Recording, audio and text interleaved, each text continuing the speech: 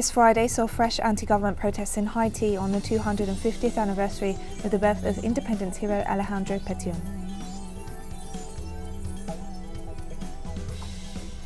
A police officer and the suspect have died from their injuries after a car rammed into a security checkpoint outside the United States Congress this Friday. In Mali, 4 United Nations peacekeepers were killed and 19 others wounded in an attack on a UN base in the northeast of the country.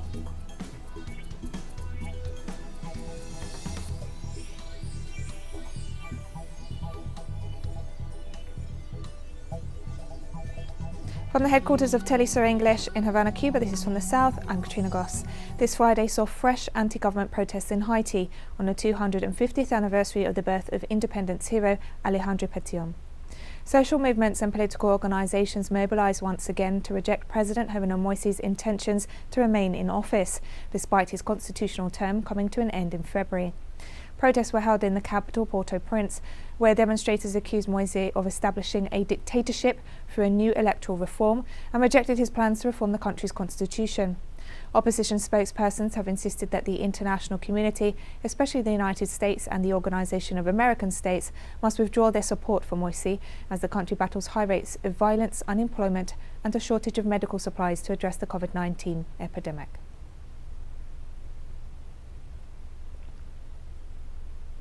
This Friday, the National Indigenous Organization of Colombia denounced the assassination of a leader of the YU indigenous community in La Guajira department. The victim, Aura Garcia, was a traditional authority of the Aronchi community. According to the organization, 2 unknown individuals ambushed and shot her dead on Wednesday afternoon. The community leader had previously denounced several threats that led her to request protection for herself and other YU women in the community. The indigenous organisation stressed that despite these warnings, the competent authorities did nothing to ensure her safety. The YU indigenous community has been struggling for years against coal mining in La Guajira. Garcia is the 41st social leader to be murdered in the country so far this year.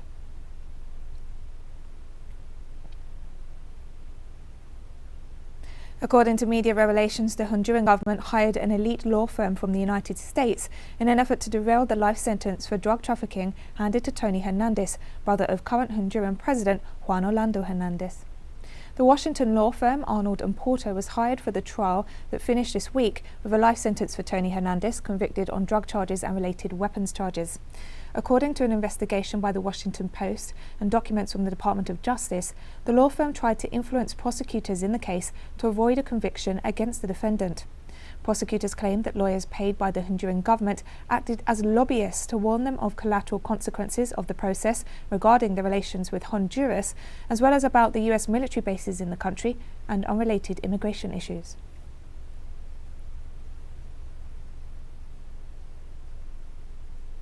The Bolivian far-right is calling for a pact of silence, whereby it pledges to abandon its claims of electoral fraud in the 2019 general elections, which were used as a pretext for the coup against the Evo Morales government, in return for the current government ceasing to speak about the coup and halting the ongoing investigations and prosecutions against those responsible. The movement towards socialism has rejected this so-called formula for impunity. Our correspondent Freddie Morales has the story. The message from the country's far right is to impose a sort of tie. They stop accusing the movement towards socialism of electoral fraud in 2019, which has never been proven, and in return, the party stops its denunciations of a coup and holds the open legal proceedings for the extreme violence carried out by the de facto government. It's now a matter of understanding that the trials currently on the way are not trials established within the country's regulations. Human rights are violated. The movement towards socialism was overthrown in November 2019 under the pretext of electoral fraud denounced by the Organization of American States. One of the victims of the ensuing repression was Patricia Arce, mayor of Pinto, in 2019. Not even an animal is treated as I have been treated, and not only me, but many people. Where was the Catholic Church? Where were they to demonstrate against this? Where was the OAS? Where were the international organizations? The shock groups preparing the coup humiliated Mayor Patricia Arce. They cut off her hair, beat her, sprayed her with red paint, and thus humiliated. They paraded her around her municipality. We have identified 20 people. We have sent details to the prosecutors in charge. We have sent photographs and where they lived. and the photograph of those who were participating and what the extent of their participation was. They have gone on to burn the municipal building. These have been very difficult moments that we have experienced.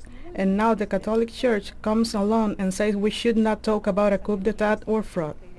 Only with the return of democracy did the judicial process promoted by Patricia, now a senator of the plurinational state, begin to progress, with difficulty, supposedly due to the lack of evidence. They were summoned to testify, and according to the prosecutor's evaluation, there was not enough evidence despite the fact that we had presented. There's only 5 people charged, and to date there is not a single detainee. While the victims of the coup and the de facto regime are demanding justice, the far right, its media, and the Organization of American States are promoting what they have called a pacification agreement that involves suspending all judicial proceedings and releasing those who have been detained so far as part of the investigations into the violence. In Argentina, in the framework of the 39th anniversary of the beginning of the Malvinas War, known by the British occupying forces as the Falklands War, Argentine Minister of Defense Agustín Rossi announced the creation of a Malvinas Commission to honor veterans and those killed during the conflict. The commission will also honor those who died later due to the post-traumatic stress caused by the war. The announcement was made in a ceremony headed by the minister, together with Minister of Foreign Affairs Felipe Sola, as part of commemoration activities to mark the anniversary. Argentina continues to claim its sovereign rights over the Malvinas Islands, which the United Kingdom continues to disregard.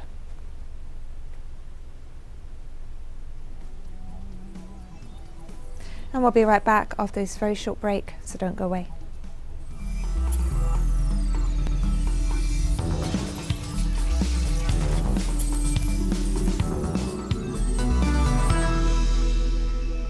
Welcome back to From the South. In the United States, a police officer and the suspect have died from their injuries after a car rammed into a security checkpoint outside Congress.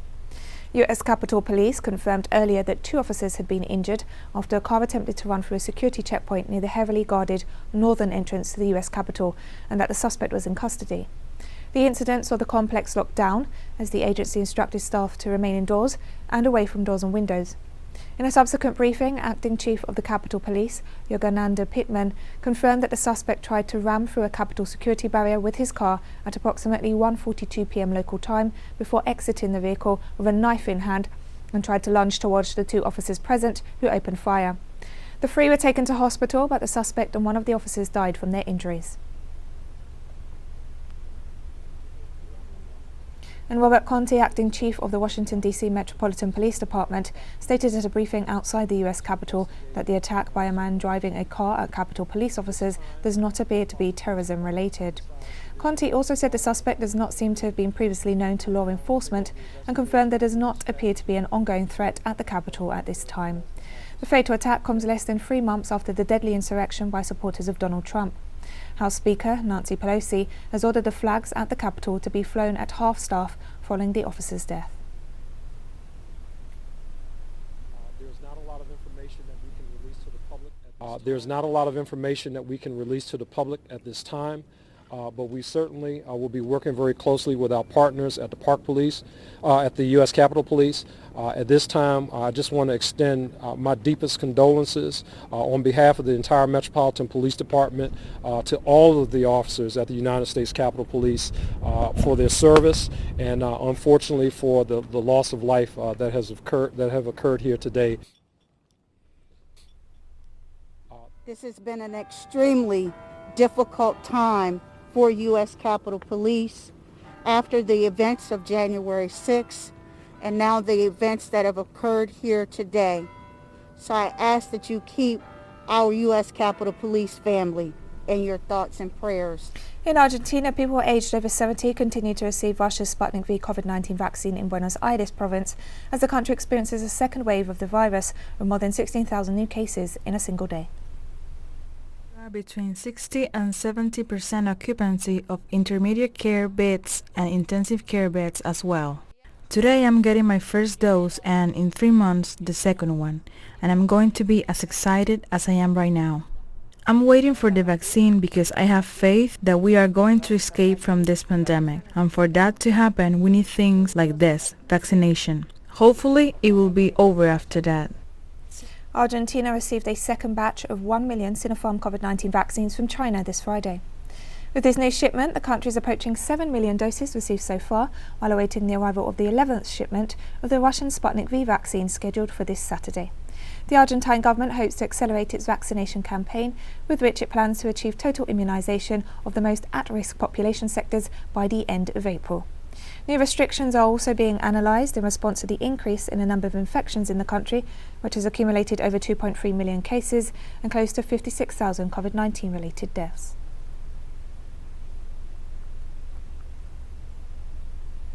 The US Centers for Disease Control and Prevention has updated its guidance to say that fully vaccinated people can travel within the United States without getting tested for the coronavirus or having to go into quarantine afterwards.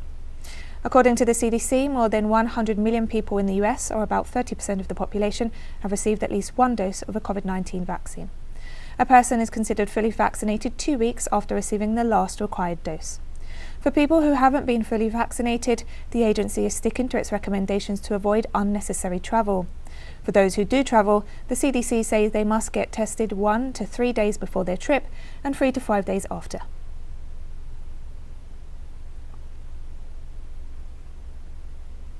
On Friday, Spain received over 1 million doses of the AstraZeneca COVID-19 vaccine as Europe struggles with surging cases and slow rollout of vaccination campaigns. Only 10% of Europe's total population has received one vaccine dose, while 4% have received 2, according to the World Health Organization. Amid surging cases, authorities in many EU countries, including France, Italy and Belgium, have been forced to reimpose new restrictions, but after more than a year under such measures, sectors of the population are becoming increasingly weary. The EU's stalling rollout stands in stark contrast with China, where the virus first originated, where biopharmaceutical firm Sinovac said Friday a third production line for its COVID-19 vaccine has been put into use, doubling its annual capacity of the jabs to 2 billion doses.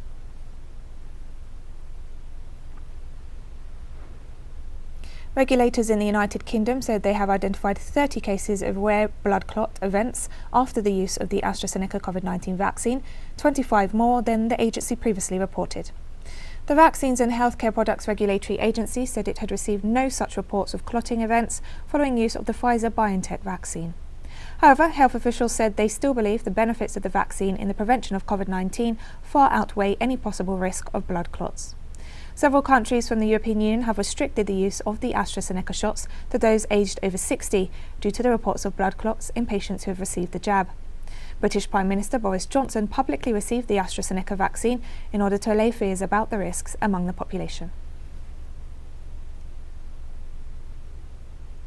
China is providing vaccines against COVID-19 to over 80 countries and 3 international organisations as part of its policy to make them a global public good.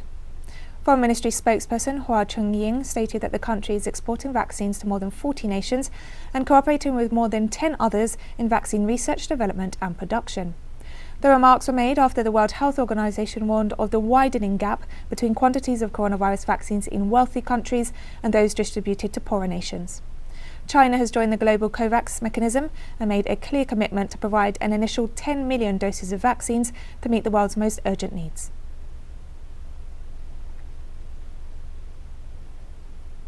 On visiting a COVID-19 vaccination centre for frontline workers, Thailand's Health Minister, Anutin Charnvirakul, referred to the increasing number of people entering Thai territory from Myanmar seeking shelter from the violent military crackdown. The local hospital in the kingdom's northern Sop Mai district has recently seen an influx of refugees fleeing airstrikes by the Myanmar military junta. Since the weekend, the Myanmar military has launched near-daily airstrikes in Karen state, targeting strongholds of the Karen National Union, which campaigns for the self-determination of the Karen people, representing the first such attacks in the area in 20 years. Around 7,000 people have fled their villages. About half of them are believed to be hiding in the jungle, while around 3,000 have crossed the river into Thailand. I feel pity for them. I want them to be safe, and I want them to be treated fairly with all humanitarian right that they have. And we have more stories coming up after this final short break. Stay with us.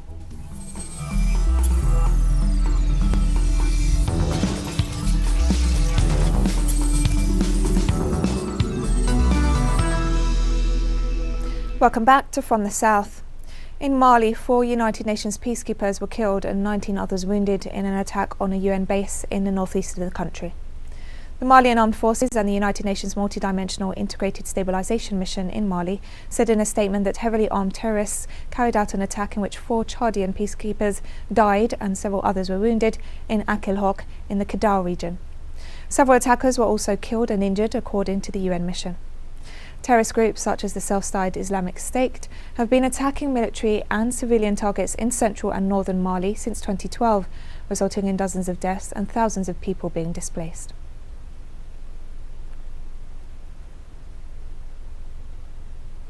Dozens of people were killed and injured after a packed train derailed inside a tunnel in eastern Taiwan on Friday in the worst train crash on the island in at least 40 years.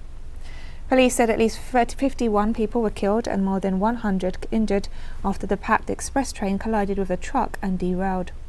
Transport Minister Ling Cha-lung told reporters the train had been carrying about 490 people. Local sources said the wounded were being rushed to hospitals after being rescued following a tough process to enter the tunnel of the accident.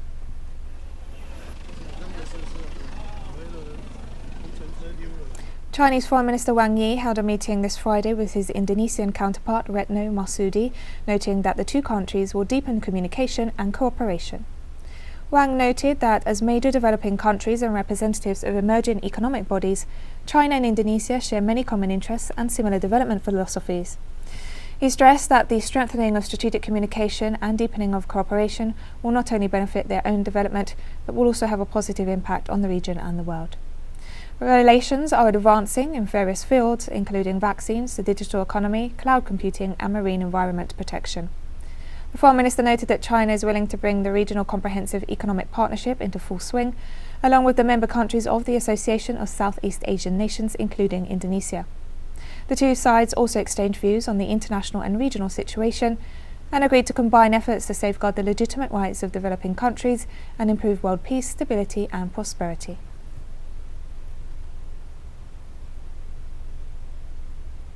India on Friday condemned the use of violence in Myanmar and said it supported efforts to restore democracy following the military takeover 2 months ago. Use of violence, we believe that the rule of law should be prevailed. We stand for the restoration of democracy in Myanmar. We have urged the release of political prisoners and supported any attempts at resolving the current situation, including through the efforts of ASEAN. We remain engaged on this issue with our international interlocutors and at the United Nations Security Council in an effort to play a balanced and constructive role. Villagers in southern Myanmar kept up their opposition to the military junta with protests on Friday spanning 3 settlements in Langlung Township near the southern city of Dawai. Many of the demonstrators carried flowers in solidarity with the nationwide protest theme for the day of a flower strike. The move involved laying bouquets and wreaths in public places to honour those who have been killed by security forces in the ongoing crackdown. So far, security forces have killed more than 500 protesters and detained about 3,000 others.